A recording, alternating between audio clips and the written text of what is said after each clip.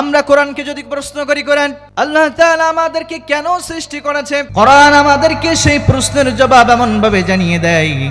কোরআনুল কারীমের 51 নম্বর সূরা সূরাতুল জারিয়াতের 56 নম্বর আয়াতের ভিতরে আল্লাহ তাআলা এই বিষয়টা এমন ভাবে জানিয়ে দিলেন, ওয়ামা খালাকুতুল জিন্না ওয়াল ইনসা ইল্লা লিয়াবুদুন। পড়েন আল্লাহু আকবার। আল্লাহ তাআলা বলেন, বান্দা আমি তোমাকে দুনিয়ার জমিনের ভিতরে অহেতুক সৃষ্টি করি নাই। আমি আল্লাহ তাআলা আমার গোলামি করার জন্য এই দুনিয়ার জমিনের ভিতরে তোমাকে সৃষ্টি করেছি। কি জন্য সৃষ্টি করেছে? গোলামি করার জন্য সৃষ্টি করেছে। আমরা গোলাম কার? আমরা কার গোলামি করি? আমরা যে আল্লাহ তাআলার গোলাম, আর আল্লাহ তাআলার যে আমরা গোলামি করি, এর সবচাইতে বড় নমুনা পাওয়া যায় হলো নামাজের ভিতরে। ঠিক না? আমরা যখন নামাজে দাঁড়াই দেখবেন সুন্দর করে কানটা ধরে হাতটা বুকের সাথে বেঁধে এরপরে মাথাটা নিচু করে কেমন জানি অপরাধের মতো তার সামনে দাঁড়িয়ে যায়। ঠিক কিনা? আমরা যখন এই নামাজটা আদায় করি একেবারে নমনীয় হয়ে তার সামনে আমরা দাঁড়িয়ে যাই। আর নামাজ হলো এমন একটা ইবাদত যে ইবাদতের ভিতরে কোনো ক্লাস থাকে না। ধনীও এক জায়গায় নামাজ আদায় করে, গরিবও একই জায়গায় আদায় করে, একই কোম্পানির বস এক জায়গায় আদায় করে, আবার সেই কোম্পানির লো ক্লাসের কর্মচারীরাও তার পাশে দাঁড়িয়ে নামাজ আদায় করে। ঠিক কিনা? এই মহল্লার সবচাইতে যিনি বড় ধনী আছে, 10 তলা বিল্ডিং রয়েছে, 20 তলা বিল্ডিং রয়েছে, সে যদি বলে আমার 20 তলা বিল্ডিং রয়েছে, ওই ইমামের পিছনের ওই মুসাল্লাটাকে আমার জন্য রেখে দিতে হবে, এই মুসাল্লায় কেউ দাঁড়াতে পারবে না, এটা হবে নাকি? আর যে গরিব মানুষ দিন আনা দিন খায়, 1 ওয়াক্ত খাইতে পারে তো 3 ওয়াক্ত খাইতে পারে না, তাকে যদি বলা হয় এই ব্যক্তি গরিবের পরনে ভালো পোশাক নাই, এই ব্যক্তিটা একেবারে পিছনের কাতারে দাঁড়াবে, এর সামনের কাতারে দাঁড়াতে পারবে না, এরকম কথা কেউ বলতে পারবে নাকি? কারণ যখন নামাজে দাঁড়িয়ে যায় কে ধনী কে গরিব এটা বোঝার কোনো উপায় নাই। আমরা প্রত্যেকে একজনের গোলামি করার জন্য ওই স্থানে দাঁড়িয়ে যাই। আওয়াজ করে বলেন তিনি কে? আমরা প্রত্যেকে আল্লাহ তাআলার গোলামি করার জন্য সেই জায়গায় দাঁড়িয়ে যাই। আর এই যে নামাজটা আমরা আদায় করি, এই নামাজটা হলো দিনের খুঁটি। একটা পিলার যখন তৈরি হয়, একটা ইমারত যখন তৈরি হয়, বিল্ডিংটা যখন তৈরি হয়, সেই জায়গায় যদি কোনো পিলার না দেওয়া হয় সেই বিল্ডিংটা বেশি দিন স্থায়িত্ব হবে নাকি? আপনার পাশে যে আপনি প্যান্ডেলটা দেখতেছেন সুন্দর করে সাজানো, মাঝে মাঝে দেখেন কিছু কিছু পিলার আছে না নাই? যদি এই পিলারগুলো এই জায়গায় না দিত, এই এত বড় একটা প্যান্ডেল এটা কি থাকতো নাকি? এই পিলারগুলো দিয়েছে, এর জন্যই কিন্তু এই প্যান্ডেলটা টিকে রয়েছে। একটা বিল্ডিং এর ভিতরে যখন আপনি পিলারটা দেবেন, ওই বিল্ডিংটা বেশি দিন স্থায়িত্ব হবে। আর যদি আপনি পিলার না দেন, অতি দ্রুত দেখবেন এই পাশে বানাতে পারবেন না, উপাস থেকে ভেঙে পড়বে। নামাজটা হলো দিনের খুঁটি। আপনি যদি নামাজ ঠিক মতো আদায় না করেন, আপনার এই দিনের খুঁটিটা নড়বড়ে হয়ে যাবে। বেশি দিন এইটা দিয়ে আপনি সামনে আগাইতে পারবেন না। ঠিক কিনা? দুনিয়ার জমিনের ভিতরে যত ফরজ রয়েছে, যত ফরজ বিধান রয়েছে, সমস্ত ফরজের আগে সবচাইতে উপরে যেই ফরজটা রয়েছে তার নাম কি? নামাজ। তার নাম কি? কারণ সবার উপরে কেন?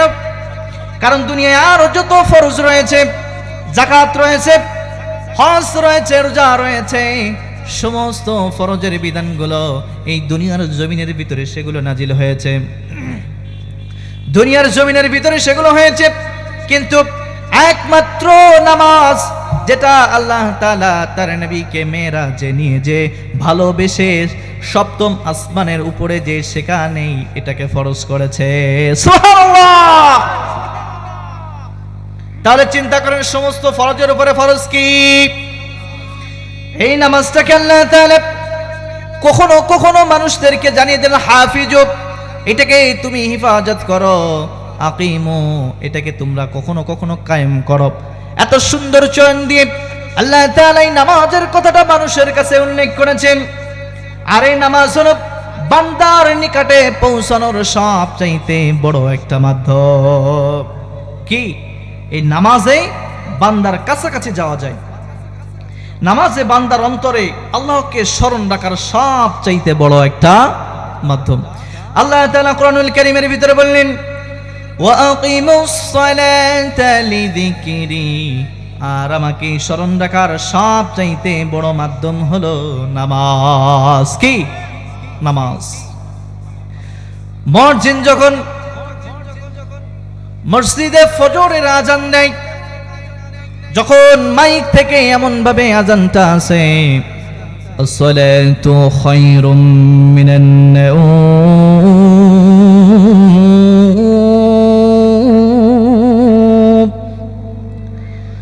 আসসালাতু খায়রুম মিনান নাওম,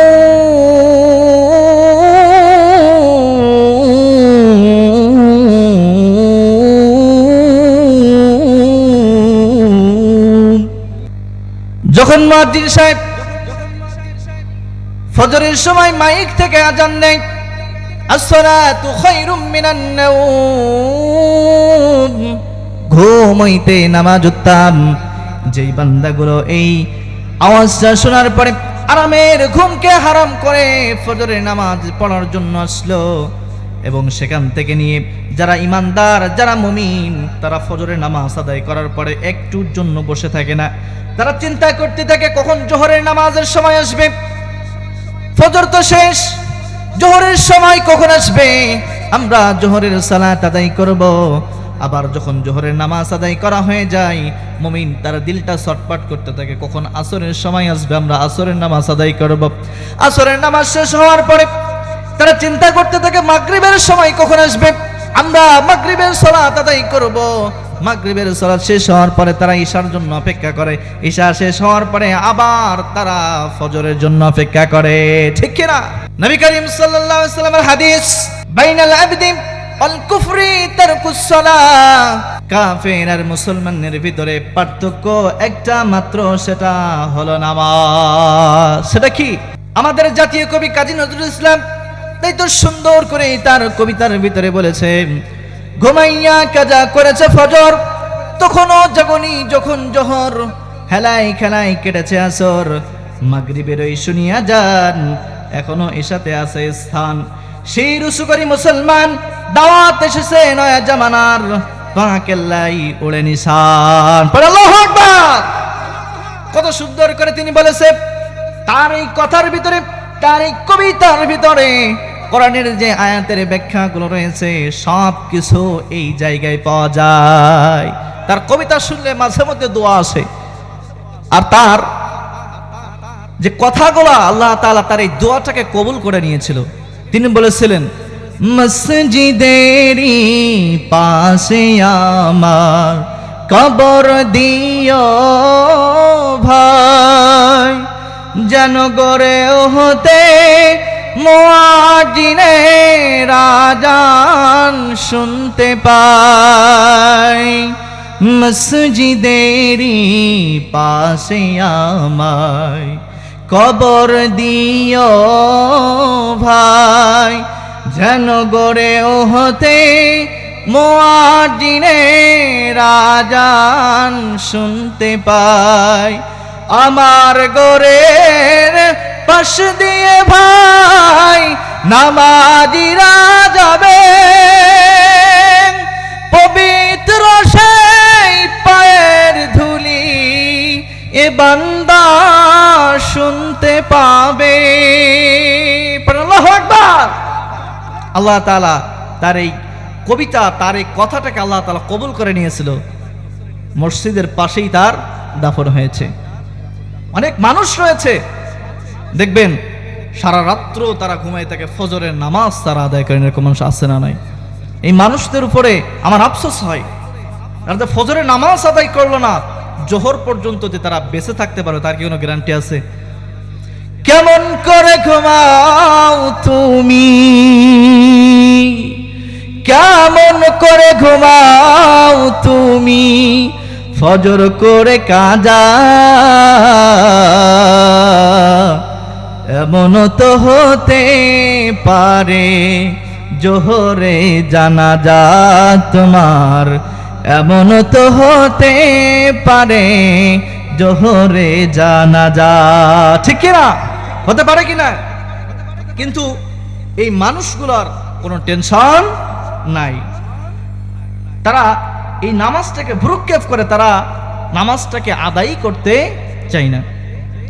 কাল কিয়ামতের ময়দানে যখন আল্লাহ তাআলা সমস্ত মানুষকে একত্রিত করবে, একত্রিত করার পরে বান্দাদেরকে যখন হিসাব কিতাব নেওয়া শুরু করবে, আল্লাহ তাআলা সর্বপ্রথম বান্দাদের ভিতরে বলবে, বান্দা তুমি নামাজ আদায় করেছিলে কিনা? কি বলবে? যে তুমি নামাজ আদায় করেছিলে কিনা?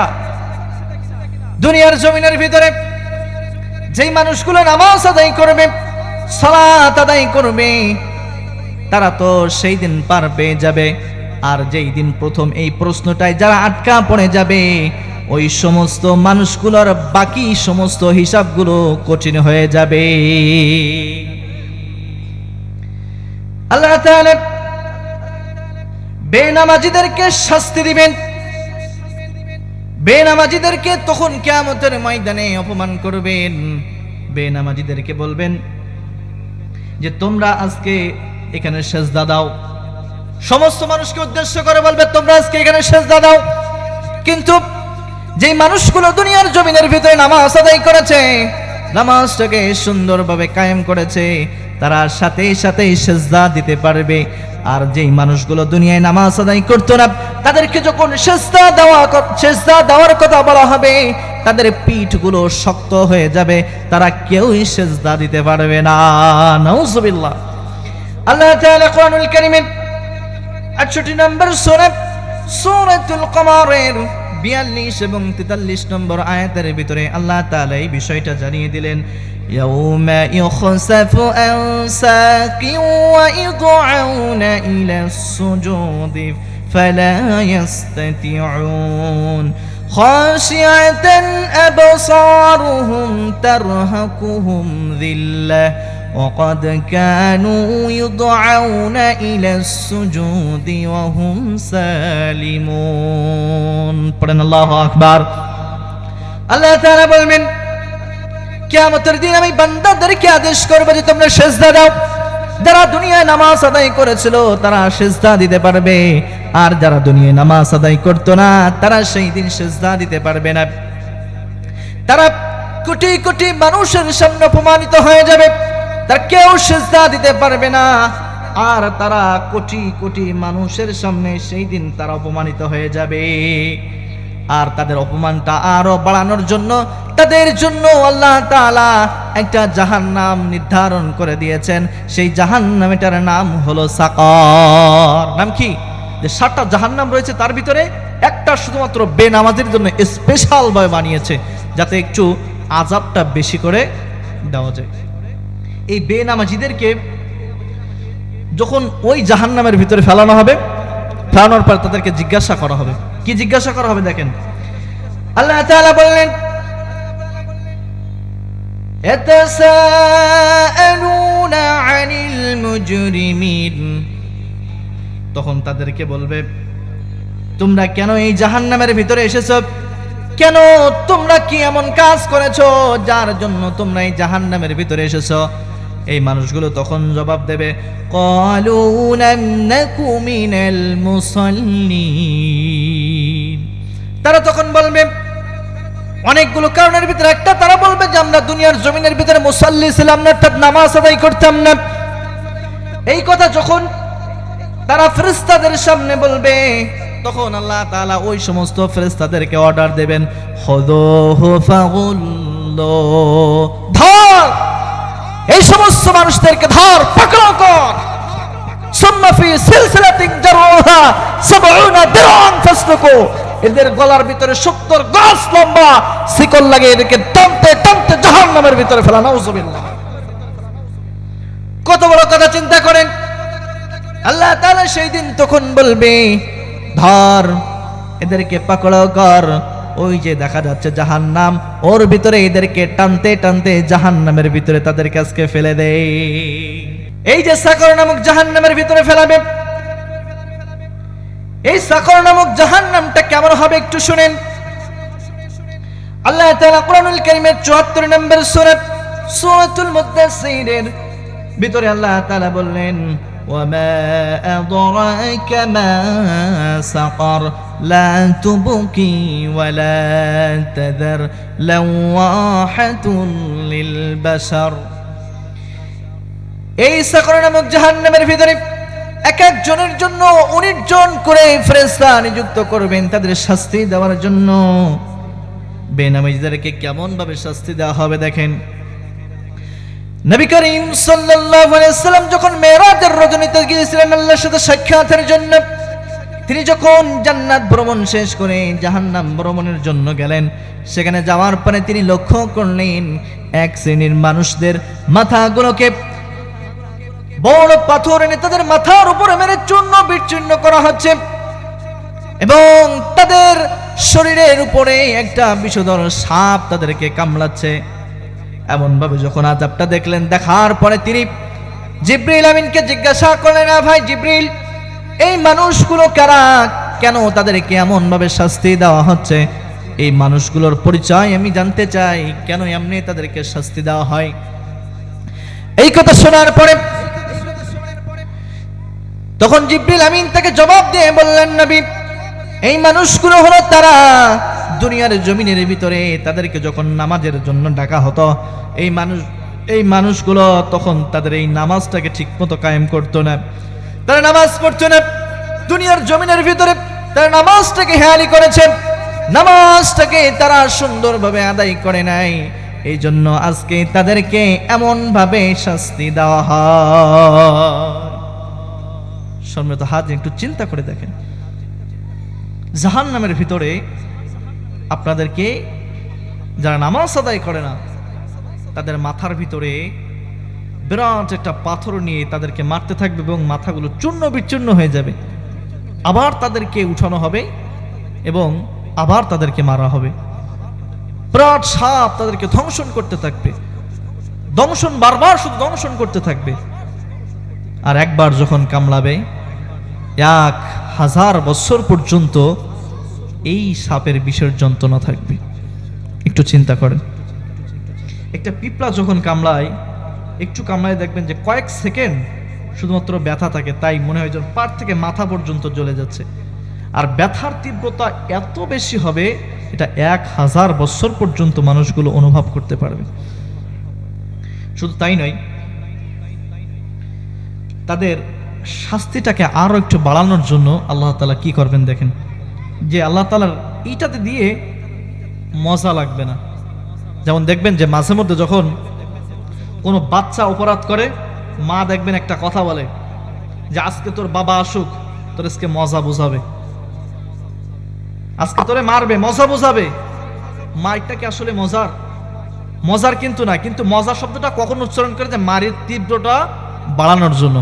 আল্লাহ তাআলা আমাদের জন্য এই কথাটা উল্লেখ করেছেন। দেখেন আল্লাহ তাআলা কোরআনুল কারীমের ভিতরে বললেন, কুল্লামা নাদিদাত যুলুদুহুম বাদদালনাহুম যুলুদান গায়রাহা লিয়াযুকুল আযাব।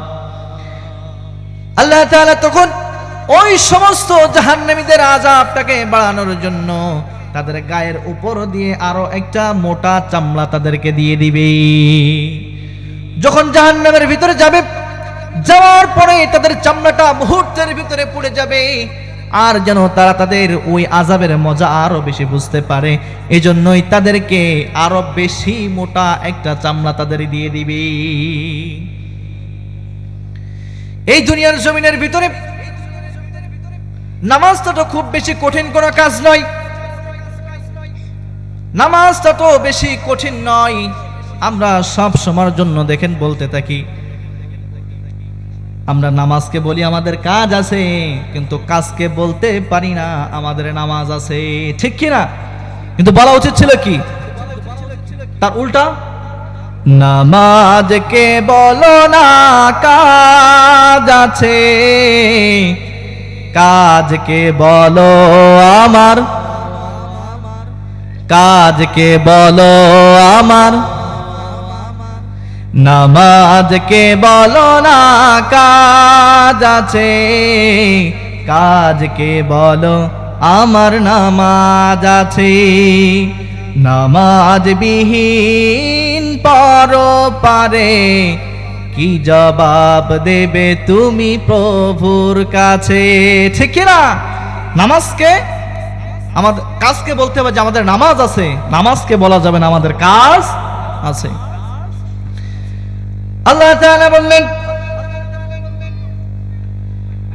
ওয়া ইন্না লাকাবীরাতুন ইন্না আলাল খাশিঈন। সম্মানিত হাজিরিন, যে কথা বলতেছিলেন আল্লাহ তাআলা বললেন ওয়া ইন্না লাকাবীরাতুন ইন্না আলাল খাশিঈন। নিশ্চয় নামাজ হলো কঠিন কাজ, কিন্তু ওই সমস্ত মানুষের জন্য নামাজটাকে আমি কঠিন করি নাই। কোন সমস্ত মানুষের জন্য নামাজটাকে কঠিন করি নাই? যেই সমস্ত মানুষগুলো আমি আল্লাহ তাআলাকে ভয় করে, যারা আল্লাহ তাআলার কাছে ভয় করে, ওই সমস্ত মানুষের জন্য নামাজটা কঠিন নয়। কাদের জন্য কঠিন নয়? যাদের অন্তরের ভিতরে আল্লাহর ভয় রয়েছে, যাদের অন্তরের ভিতরে আল্লাহর ভয় আছে, তাদের জন্য নামাজটা কঠিন না। যাদের হৃদয়ে আছে আল্লাহর ভয়, তারা কভু পথ ভুলে যায় না। আল্লাহর পথ ছাড়া এই দুনিয়ায় কোনো কিছু তাদের মানে না।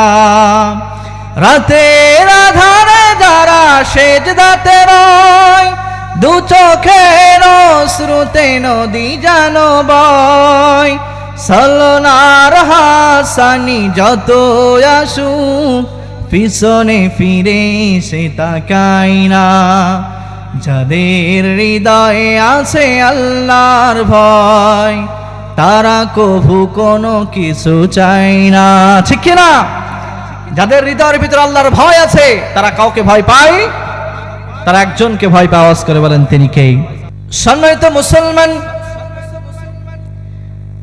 আল্লাহ তাআলা আমাদের যে নামাজের বিধানগুলো দিয়েছে, এই নামাজের বিধানগুলো যদি আপনি আমি খুশু খুজুর সাথে পালন করতে পারি, আল্লাহ তাআলা আমাদের দুনিয়াবি সমস্ত কিছুতে বরকত দিয়ে দিবেন।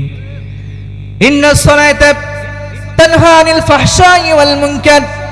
আল্লাহ তাআলা বললেন নিশ্চয় নামাজ দুনিয়ার জমিনের ভিতরে সমস্ত অশ্লীল ফাহিশা কাজ থেকে ওই মানুষকে বিরত রাখে। এবার আপনি বলতে পারেন, আমি তো অনেক মানুষ দেখেছি তারা নামাজ আদায় করে, আবার তারা সুদ খায়, নামাজ আদায় করে আবার ঘুষ খায়, নামাজ আদায় করে আবার ওজনের ভিতরে কম দেয়। এরকম মানুষ আছে না নাই? যেই মানুষগুলোর ভিতরে এই লক্ষণগুলো রয়েছে, বুঝতে হবে ওই মানুষগুলার নামাজ আল্লাহর দরবারে কবুল হয় না। নামাজ পড়তে হবে আপনাকে খুশু খুজুর সাথে। কেমন ভাবে নামাজ আদায় করতো সাহাবায়ে কেরামরা?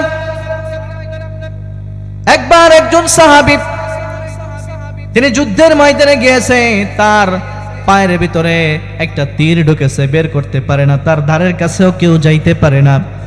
যখনই যায় তিনি ব্যথায় কাতর হয়ে যায়, তার পাশেও কাউকে যাইতে দেয় না। ওই সাহাবী যখন নামাজের ভিতরে দাঁড়ালো, বাকি যে সাহাবীগুলো ছিল তারা তার ওই পায়ের থেকে তীরটা টান দিয়ে বের করেছে, ওই সাহাবী টের পাই নাই। আল্লাহু আকবার! শুধু তাই নাই, নবীজি একবার একটা যুদ্ধ থেকে ফিরতেছেন, হঠাৎ করে পথিমধ্যে নবীজি রাত্র হয়ে গেল। একটা জায়গায় নবীজি শিবির স্থাপন করলেন। শিবির স্থাপন করার পরে নবীজি বললেন যে শোনো, আমি দুইজনকে আজকে রাতের ভিতরে পাহারাদার নিযুক্ত করলাম, তোমরা এই দুইজন পাহারা দিবা। দূর থেকে যখন শত্রুপক্ষ আসবে তুমি প্রত্যেককে এলাচ করে দিবা, তাদেরকে জাগিয়ে দিবা। তাদের দুইজনকে দায়িত্ব দিয়ে সমস্ত সাহাবে একরাম গুলো তারা ঘুমিয়ে পড়ল। দুইজন এবার চিন্তা করতেছে পাহারা দেওয়ার জন্য তো দুইজন লাগবে না, ভাই তুমি একটা কাজ করো, রাতের কিছু অংশ তুমি ঘুমাও, আমি ততটুক সময় পাহারা দেই, আবার বাকি অংশ আমি ঘুমাবো, তুমি সেই সময় পাহারা দিবা। বলল ঠিক আছে। এই কথা বলার পরে একজন ঘুমিয়ে পড়লো, আরেকজন পাহারা দিচ্ছে। যিনি পাহারা দিচ্ছে তিনি চিন্তা করলেন আমি শুধু শুধু দাঁড়িয়ে পাহারা কেন দেব, এই সময়টাকে আমি সময় নষ্ট না করে আমি এই সময়টা নামাজের ভিতরে কাটিয়ে দেই। তিনি এবারে নামাজের ভিতরে দাঁড়িয়ে গেলেন। দূর থেকে শত্রু পক্ষ দেখলো যে দূর থেকে কে যেন দাঁড়িয়ে আছে, এটা গাছ না মানুষ ওই শত্রু পক্ষ বুঝতে পারলো না। তাকে টার্গেট করে তীর ছুঁড়ে মারল। তার তীরটা এসে পায়ের ভিতরে লাগলো কিন্তু তিনি টের পেলেন না। আবার একটা তীর মারলো, মারার পরে তিনি হালকা একটু বুঝতে পারলেন হয়তো আমার পায়ের ভিতরে তীর ঢুকেছে। তিনি চিন্তা করলেন আমি যদি এমত অবস্থায় আমি নামাজটাকে কন্টিনিউ করি তাহলে হয়তো শত্রুপক্ষ আমাদেরকে আক্রমণ করতে পারে। তিনি আর বেশি সময় না নিয়ে তিনি এবার সালাতটাকে শেষ করলেন। শেষ করার পরে তার ভাইকে জাগিয়ে দিলেন। দেওয়ার পরে বললেন আমার পায়ে হয়তো তীর ঢুকেছে, আমি নামাজের ভিতরে এত মজা পাচ্ছিলাম যে এই তীরটা বের করব এটা আমার এক মুহূর্তের জন্য মনে হয় নাই, আমি টেরও পাই নাই। কিন্তু একটা পর্যায়ে আমার মনে হলো আমার এই নামাজের কারণে আমার এই ভাইদের কষ্ট না হয়ে যায়, তাদের উপর আক্রমণ না হয়ে যায়, এই কথা যদি আমার মাথায় না আসতো, তীর মারতে মারতে যদি আমাকে শহীদ করে ফেলতো তারপরেও নামাজ থেকে আমাকে গাফেল করতে পারতো না। তাদের চিন্তাটা কেমন দেখেন। তারা যখন সাহাবা একরাম যখন নামাজ আদায় করত তখন তাদের অন্তরের ভিতরে এরকম থাকতো যে আল্লাহ তাআলা আমার কথোপকথন শুনছে, আল্লাহ তাআলা আমাকে দেখছে, আমিও আল্লাহ তাআলাকে দেখছি। আমি যখন দেখতে পাচ্ছি না আমার অন্তরের ভিতরে থাকবে যে আল্লাহ তাআলা আমাকে দেখছে। এটা চিন্তা যখন থাকবে আপনার নামাজই তখন মজা লাগবে। আর নামাজ আমাদের মজা লাগে না, তার কারণ হলো আমরা নামাজের ভিতরে যেটা বলি সেটা আমরা বুঝি না। কারণ আল্লাহ তাআলা আমরা যখন নামাজ আদায় করি প্রত্যেকটা কথায় কথা আল্লাহ তাআলা আপনার আমার সাথে কথোপকথন করে। আল্লাহু আকবার বলেন। প্রত্যেকটা কথা কেমন, আমরা যখন নামাজের ভিতরে হাতটা বেঁধে যখন আমরা বলি আলহামদুলিল্লাহি রাব্বিল আলামিন, সমস্ত প্রশংসা কার জন্য? একটু আওয়াজ করে বলেন না কার জন্য? সমস্ত প্রশংসা আল্লাহ তাআলার জন্য। এই কথাটা আমরা যখন আল্লাহ তাআলাকে বলি আল্লাহ তাআলা সাথে সাথে ওই কথার জবাব দিয়ে আমাদেরকে বলে হামিদানি আবদি। আল্লাহ তাআলা বলে আমার বান্দা আমার প্রশংসা করলো। এরপরে যখন আমরা বলি আর রহমানির রহিম, আল্লাহ তাআলা পরম করুণাময় দয়ালু, এই কথাটা আমরা যখন বলি আল্লাহ তাআলা তখন সাথে সাথে আমাদেরকে তার এই কথার জবাব দেয় আলাসনা আলাইয়া আবদি। আল্লাহ তাআলা বলে আমার এই বান্দা আমার গুণকীর্তন করল। এরপরে আমরা যখন বলি মালিক ইয়াউমিদ্দিন, আমরা যখন বলি বিচার দিলের মালিক তিনি কে? আল্লাহ। এই কথা বলার পরে আল্লাহ তাআলা আমাদেরকে জবাব দিয়ে বলে মাজ্জাদানি আবদি, আমার বান্দা আমার শ্রেষ্ঠত্ব বর্ণনা করলো। সুবহানাল্লাহ। এমন ভাবে যখন আমরা বলি আল্লাহ তাআলা আমাদের প্রত্যেকটা কথার জবাব দিয়ে দিয়ে আমাদের সাথে কথোপকথন করতে থাকে, কিন্তু আপনি আমি এই কথা বোঝার না কারণে আপনার আমার নামাজ ভালো লাগে না, ঠিক কি না? এজন্য নামাজটাকে আপনাকে আমাকে সুন্দর করতে হবে, এমনভাবে নামাজের ভিতরে দাঁড়াতে হবে যে আমাদের সামনে আল্লাহ তাআলা রয়েছেন, আমি আল্লাহ তাআলাকে দেখছি, আর আমি যদি দেখতে না পাই তাহলে আল্লাহ তাআলা আমাকে দেখছে। রুকুটাকে সুন্দর করে করতে হবে, সেজদাটাকে সুন্দর করে করতে হবে।